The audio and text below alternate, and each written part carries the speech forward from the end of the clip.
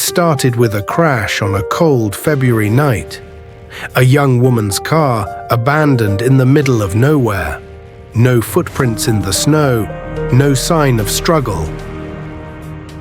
In the minutes that followed, Maura Murray vanished without a trace. Was she running from something, or running to something? Police called it a simple missing persons case. Her family believed it was something far darker.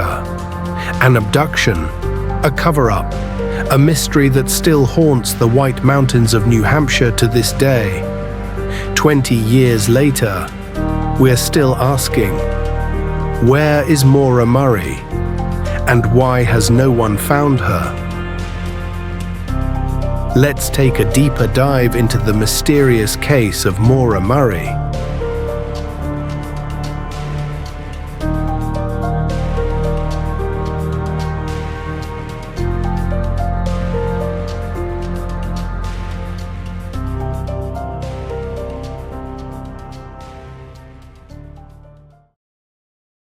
Maura Murray was 21 years old, a promising nursing student at the University of Massachusetts Amherst.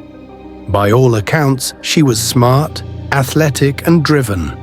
But beneath the surface, Maura's life was complicated and unraveling. Maura was a star athlete from Massachusetts, dominating in track, full of energy and ambition. She was accepted into the United States Military Academy at West Point, studying chemical engineering. A smart cookie, no doubt. It's also where she met her long-distance boyfriend, Billy Rausch. But under that polished surface, cracks started to show. Maura stole $5 worth of makeup, resulting in an honor code violation. Forced to leave West Point, she enrolled at the University of Massachusetts Amherst to study nursing. 3 months before she vanished, Maura admitted to using a stolen credit card to order food. As stated on her arrest record, she used the cards to make purchases at restaurants and stores in town. During a police interview, Murray admitted finding the card numbers on discarded receipts and using them to order food from local pizzerias. Murray was sentenced to probation with the charges to be dismissed upon completion. But the question lingered. Did anyone really know who Maura was? February 7th, 2004. 2 days before her disappearance, Maura's father, Fred Murray, visited her to help buy her a new car. Later that night, he loaned her his brand new car for the night. Upset after a personal phone call with her sister, Maura attended a party, and somewhere along the way, she crashed her father's car, causing $8,000 worth of damage.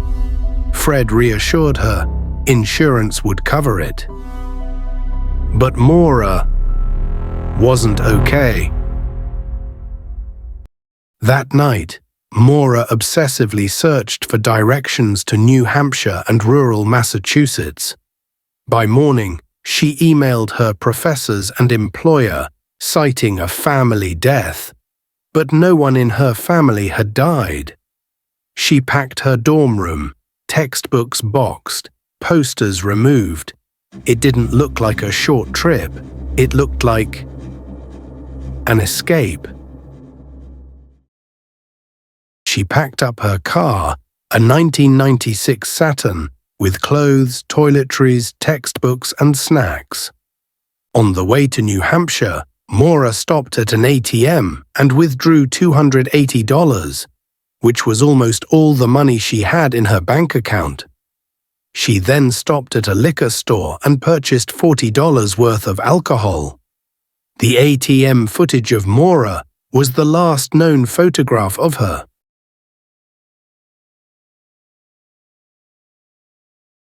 At around 7:25 p.m. that night, Maura lost control of her vehicle on Route 112 in Haverhill, New Hampshire. A passing motorist, Butch Atwood, who lived nearby, stopped at the scene and asked the woman driving the car if she needed assistance. She declined, claiming to have called roadside assistance.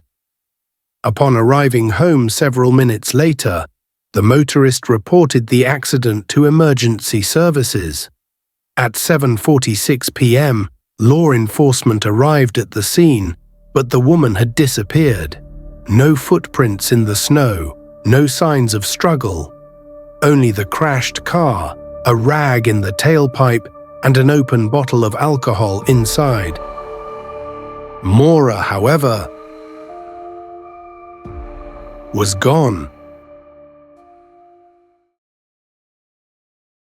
It was later determined that no call was ever placed by Maura for roadside assistance. The initial police response treated Maura's disappearance as a missing person case, not a crime scene. No immediate search was launched. Cell phone records showed her last call was to check the balance of her voicemail. There were no confirmed sightings after the crash.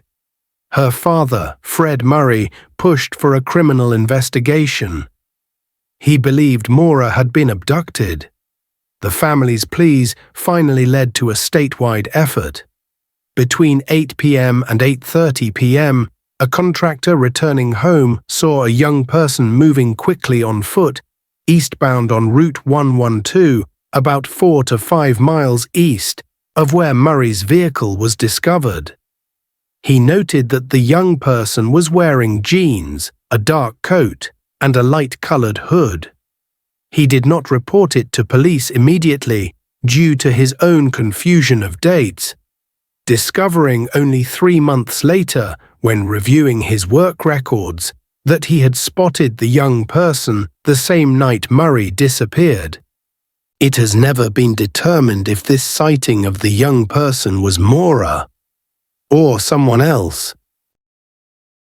Initially, authorities treated Maura's disappearance as a simple walk-away from an accident, not a criminal matter. There was no immediate search of nearby homes. No dogs were used to track her scent until much later. The first 36 hours, critical in any missing persons case, were lost. Meanwhile, Maura's father, Fred Murray, and her family quickly arrived in Haverhill. They were convinced she had been abducted. Dogs lost her scent at the edge of a nearby property. A massive search was launched, but by February 21st, it was called off. Police continued to claim she left willingly, but her family never believed it. Over the years, countless theories have emerged. Web sleuths and true crime junkies have gone over every detail of this case with a fine-tooth comb. Creepy internet videos surfaced, bizarre tips flooded in, but no sign of Maura ever emerged. Could Maura have been abducted, trafficked, victim of police misconduct? Or did she plan her own disappearance? In 2019, cadaver dogs hit on a scent in a basement near the crash site. The basement was dug up, but nothing was found.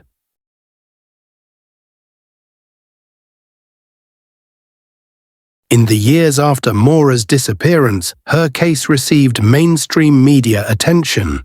Maura Murray, a young, athletic, devoted college student, an overachiever. A daughter, a sister, and a friend vanishes. On the search for Maura Murray. 20 years ago, this week, the college student from Massachusetts crashed her car on Route 112 in Haverhill, never to be seen again. Her disappearance was the subject of the book, True Crime Addict: How I Lost Myself in the Mysterious Disappearance of Maura Murray, by author and journalist James Renner.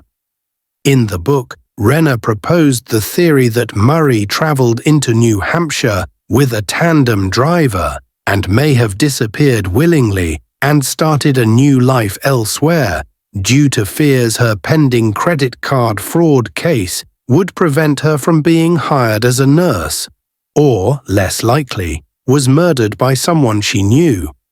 Murray's father, Fred, and immediate family have disputed this theory.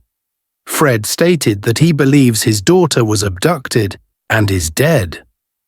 Maura's sister, Julie Murray, currently runs a TikTok page called Maura Murray Missing. On the page, she gives updates on the case, shares photos, debunks misinformation, and also answers questions from followers. Her main goal is to keep the awareness of Maura's case alive. With over 225,000 followers, she is clearly accomplishing that goal.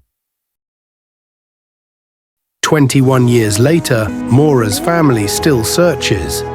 They have now lived more time without Maura than with her. Maybe Maura was running from her past. Maybe she ran into someone she shouldn't have. Or maybe she was running toward something that only she understood. One thing we know for sure is that someone out there knows what happened to Maura Murray. The question is, will they ever come forward?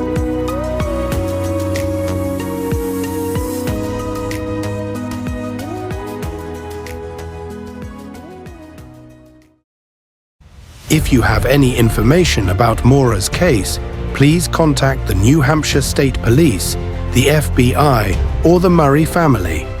Until justice is served, her case remains a twisted tale of the unknown. Please tell us what you think happened in the comments below. Can Maura's case still be solved? And for more deep dives into unsolved disappearances, please like and subscribe to Twisted Tales. Stay vigilant, stay safe, and let's bring justice to the missing.